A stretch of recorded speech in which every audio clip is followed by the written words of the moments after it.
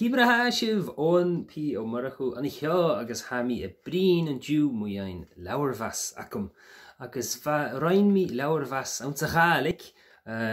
si ce vías an arás ach bhón úr sin hami brín tór Gaelic mar sin hami géri brín muoin lór seo everyday Gaelic le Morag McNeill ach haid be an durh bheith brín Gaelic ach ó bheith chorum agam bheith ga brín fad na húine fad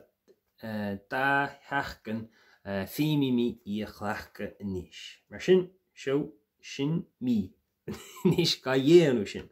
Leabharín beag garid everyday Gaelic sin go gar se seo leis an gcainteoir Gaeilge recha géirí ólas éigen a chur ar Gaelic na Halban tá beidir 150 tro lehanachán.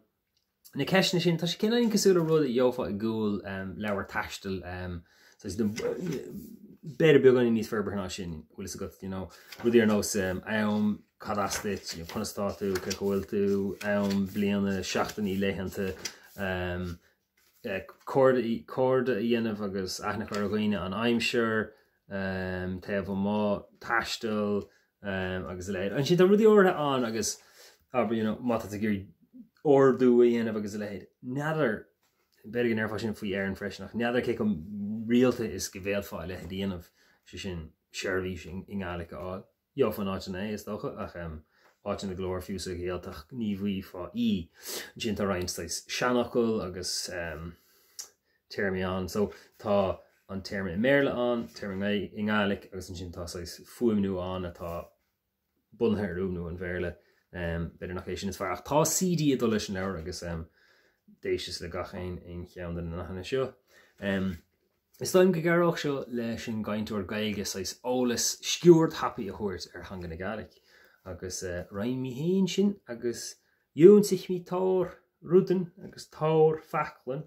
agus bheit mi cumasach Gaelic a hiic sin agus beagán Gaelic a bhrín cuideach ach bheit mi fuireach an an alapa fad trí heachgan bheit mi an an stearnamh fad seachgan agus chaimí go Fionsmhaith ha feisc ar a tarbarst ans na harag cuideach agus bheit mi go roich tíimichail le scíide agus bheit mi brín Gaelic rí tór dúine ann rud a bheith intinach agus bheit má agus bí mi brín muoin sin ar híist. Tíirí an rásta, slán tá bhí na chuirde, gnáirlibh.